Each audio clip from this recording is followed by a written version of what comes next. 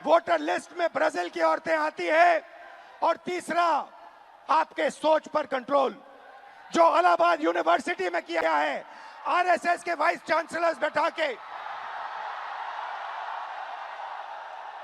हर संस्था में प्रचारक, ब्यूरोक्रेसी में प्रचारक, फोर्सेस में प्रचारक, मीडिया में प्रचारक, जुडिशरी में प्रचारक, पैरामिलिट्री में प्रचारक, यूनिवर्सिटी कॉलेजेस में प्रचारक, सोच को कंट्रोल करने का तरीका यह है सिस्टम। भाई और बहनों, मोहन भगवत, नरेंद्र मोदी जी, अमित शाह जी और अडानी जी, इस सिस्टम ने रोजगार खत्म किया, इस सिस्टम ने यूनिवर्सिटीज को कैप्चर किया, इस सिस्टम ने आप पर आक्रमण किया है।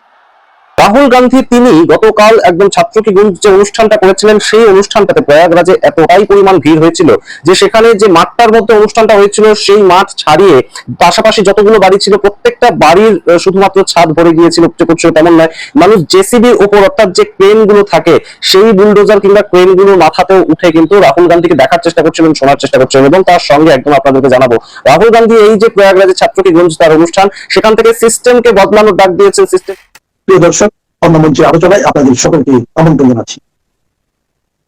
আজ আমাদের সঙ্গে আমন্ত্রিত অতিথি হিসেবে আছেন যে খবর নিয়ে উপস্থিত হয়েছি, রাহুল গান্ধী তিনি গতকাল একদম ছাত্রকে গুঞ্জ যে অনুষ্ঠানটা করেছিলেন সেই অনুষ্ঠানটাতে প্রয়াগরাজে এতটাই পরিমাণ ভিড় হয়েছিল যে সেখানে যে মাঠটার মধ্যে অনুষ্ঠানটা হয়েছিল সেই মাঠ ছাড়িয়ে পাশাপাশি যতগুলো বাড়ি ছিল প্রত্যেকটা বাড়ির শুধুমাত্র ছাদ ভরে গিয়েছিল, তেমন নয়, মানুষ জেসিবির উপর অর্থাৎ যে ক্রেন গুলো থাকে সেই বুলডোজার কিংবা ক্রেন গুলো মাথাতেও উঠে কিন্তু রাহুল গান্ধীকে দেখার চেষ্টা করছিলেন, শোনার। আর আপনি যদি আমার এই চ্যানেলে নতুন হয়ে থাকেন তাহলে চ্যানেলটি সাবস্ক্রাইব করে পাশে থাকবেন। কিন্তু সম্পূর্ণ সরকারের বিরুদ্ধে কথা বলছে, সেসব দেখতে থাকুন এই ভিডিও কাইন্ডলি, তারপর অনেকগুলো ইনফরমেটিভ ছোট ছোট ক্লিপিং আপনাদেরকে দেখাবো এবং অবশ্যই আপনাদেরকে বলবো যে এই মুহূর্তে ঠিক কিভাবে রাহুল গান্ধীর পপুলারিটিটা বলা হচ্ছে যে গত 12 বছরে প্রয়াগরাজে এই ধরনের কোনো অনুষ্ঠান হয়নি, কোনো জননেতাকে দেখতে এত ভিড় উপচে পড়েননি।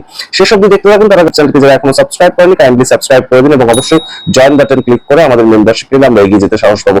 আপনাদেরকে জানাই এই মুহূর্তে যে রাহুল গান্ধী প্রাথমিকভাবে স্টেজে উঠেই যে বক্তব্যটা রাখেন যে এলাহাবাদ আমার শহর, জওহরলাল নেহরু একসময় যেহেতু এলাহাবাদে থাকতো সেই সূত্রে তিনি এই কথা বলছেন, এলাহাবাদ আমার পরিবারের শহর এবং আমি যখনই আসি সেখানে আমাকে এত সুন্দর ওয়েলকাম করা হয়, সেটা অবশ্যই আমার খুব ভালো লাগে। এলাহাবাদ ইউনিভার্সিটি নিয়ে তিনি কথা বলেন।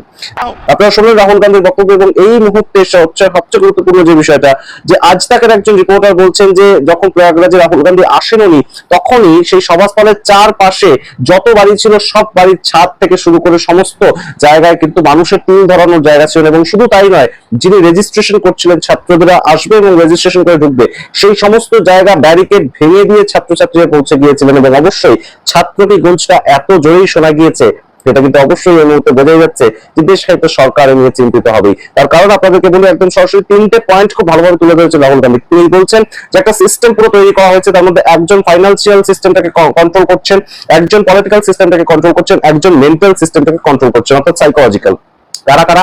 একদম প্রথমেই তিনি বলছেন আদানি অর্থাৎ গৌতম আদানি যিনি ব্যবসায়ী, তিনি তার যে নেট ওয়ার্থ সেটাকে প্রচুর পরিমাণে একসাথে যেমন বাড়িয়েছেন গত 12 বছর ধরে, ঠিক তেমন ভাবে তিনি ভারতীয় জনতা পার্টিকে টাকা দিয়ে গিয়েছেন কন্টিনিউ এবং তাতে ভারতীয় জনতা পার্টির যে 150 কোটি টাকা ছিল মাত্র তাদের তহবিলে 2014 সালে সেটা এখন বেড়ে 10,000 কোটি টাকা হয়েছে। সেটার পেছনে রয়েছেন গৌতম আদানি, অভিযোগ করছেন রাহুল গান্ধী এবং তার সঙ্গে তিনি বলছেন সম্পূর্ণ মেন্টাল ভাবে অর্থাৎ সম্পূর্ণ সাইকোলজিক্যালি এই পুরো সিস্টেমটাকে কন্ট্রোল করছে আরএসএস। কিভাবে না, বিভিন্ন জায়গায় বিভিন্ন দপ্তরে যেমন এলাহাবাদ ইউনিভার্সিটির একদম ভাইস চ্যান্সেলরের পোস্টে আরএসএস এর সংঘ থেকে উঠে আসা একজন মানুষকে বসিয়ে দেওয়া হয়েছে, তেমন বিভিন্ন জায়গায় বিভিন্ন বিউরোক্রেসি দপ্তরে আরএসএস এর মানুষজনকে বসানো হচ্ছে যাতে সম্পূর্ণটা কন্ট্রোল করতে পারে আরএসএস নিজেদের মতো। আপনারা শুনুন রাহুল গান্ধীর মুখ থেকে। তারপর আসছে এই বিস্তারিত ব্যাখ্যায় যে স্টেজের মধ্যে বিভিন্ন স্টুডেন্টরা উঠেছিলেন এবং স্টুডেন্টদের মুখ থেকে আপনাদের শোনাবো কি কি বক্তব্য বেরিয়ে আসছে, কাইন্ডলি সেসব দিয়ে দেখবেন। আগে শুনুন রাহুল গান্ধী কি বলছেন। अपनी आवाज रखी, नफरत के साथ नहीं, मोहब्बत के साथ आपने अपनी आवाज रखी। आइए हम आपकी आवाज सुने। नमस्कार, आपका नाम? नमस्कार। और मैं पटना यूनिवर्सिटी से हूँ। नमस्कार, आप? हिमांशु कुमार होगा। हिमांशु जी जी जी। शिफत फैज, इलाहाबाद यूनिवर्सिटी एलएलबी। नमस्कार। सर मेरा नाम कुणाल पांडे, मैं इलाहाबाद विश्वविद्यालय से। शाबाश, वेलकम आप सबका। मैं आपसे आज अभी मैंने कहा कि अंधेरे में आप लोगों ने लाइट दिखा दी, अंधेरे में आप लोगों ने टॉर्च दिखा दी, और आपने प्यार से किया, मोहब्बत से किया, नफरत से नहीं किया, क्रोध से नहीं किया, हिंसा से नहीं किया। तो ये पूरी भीड़ आपका एक्सपीरियंस सुनना चाहती है। आपने क्या सहा, आपने क्या किया, थोड़ा बताइए, एक एक करके बताइए। আসলে রাহুল গান্ধীর বক্তব্য এবার আপনাদেরকে একদম নিয়ে যাই যে স্টুডেন্টরা যারা উঠেছিলেন তারা কি বলছেন।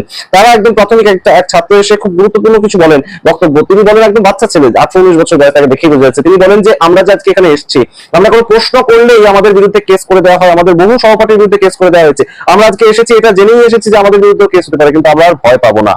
जो 22 जुलाई को पटना में बिहार बंद का कॉल था, हम लोग राजभवन मार्च कर रहे थे और वहाँ एक चीज हमें एहसास हुआ कि पुलिस ऐसे मौके की तलाश में थी कि वो हम पे लाठी भी चार्ज कर ले, उन पे इल्जाम ना हो। जब हम राजभवन से थोड़ी देर पहले पहुंचे, वहाँ पे पुलिस वाले थे बिना बैच के और लाठी की जगह पे वो बैम्बू लिए हुए थे। उनसे जब पूछा गया आपका बैच कहाँ है, तो वहाँ से अधिकारी पूछते हैं कि आप कौन हो पूछने वाले। मैं बताता हूँ तो कहते हैं इससे क्या होगा। हमने कहा सर इतने बच्चे मरे, उनका जवाब कौन देगा। कहते वो तो चले गए, अब क्या तुम भी जाना चाहते हो। मैंने कहा सर वो तो चले गए, लेकिन अब बदलने का वक्त आ गया, क्योंकि अब नहीं बदलेगा सर, कभी नहीं बदलेगा। हम छात्र युवा देश के भविष्य है। उसके बाद वो वाटर कैनन चलाने लगते हैं जिससे हमें फर्क नहीं पड़ता है। उसके बाद वो लाठी चार्ज करते हैं, जिससे उनका टारगेट था या सर पे मारो या पैर में। उन्होंने मेरे पैर पे बहुत मारा, मैं गिर गया। उसके बाद वो लाठी चार्ज करने लगे, स्टोन चलाने लगे, आंसू गैस। और एक बात मैं आपको बता दूं, जब मैं गिर गया उसके बाद जो डीएसपी है वो आके दोबारा मेरे पेट पे मार दी, जबकि मेरा लेग डैमेज था। कुछ छात्र मुझे वहां से उठा के ले जाते हैं, साइड रखते हैं, पुलिस वाले आगे कहते हैं ये छात्र थोड़े हैं, इसको तो जेल भेजना चाहिए। इवन वो एम्बुलेंस नहीं आने देते हैं। मुझे 3 इडियट की मूवी की तरह स्कूटी पे हॉस्पिटल ले जाना पड़ता है। बीच में आ जाओ, बीच में आ जाओ। जैसे सर मैंने बताया कि वो एम्बुलेंस तक नहीं आने देते हैं। हमें 3 इडियट के स्कूटी की तरह मुझे स्कूटी पे हॉस्पिटल ले जाया गया है। और नेक्स्ट डे जब फिर मैं हॉस्पिटल जाता हूँ, मुझे डिटेन किया जाता है। मेरे पैर में बैंडेज लगा था, 15 घंटा मुझे थाने में बंद करके रखा गया और जितने फोटो थे सबसे मुझे मिलाया गया। नाम पूछा गया, जब मैं नाम बताया तो इंचार्ज कहती है इसको तो मुझे लगता है कहीं देखा है। मैंने कहा मैम मैं नॉर्मल स्टूडेंट हूँ, मेरे ऊपर एक भी FIR नहीं है। तो कह रही वो तो मैं देख लूंगा। धमके दिए जाते हैं उन्हें हमें। मैं ये बता दूं कि जब हमें PR बॉन्ड साइन करवाएगा उसके बाद हमारे एड्रेस पे डिटेन करने के लिए छापे पड़ रहे हैं। हम छात्र हैं, देश के भविष्य हैं और आज आप हमारे पर अत्याचार कर रहे हैं। हम क्या कह रहे हैं, हमें तो नौकरी चाहिए। हम पहले नौकरी के लिए आंदोलन करें, फिर एग्जाम के लिए आंदोलन करें, फिर रिजल्ट के लिए आंदोलन करें और फिर पेपर लिए उसके लिए आंदोलन। हम छात्र हैं, ये आंदोलन जीवी है।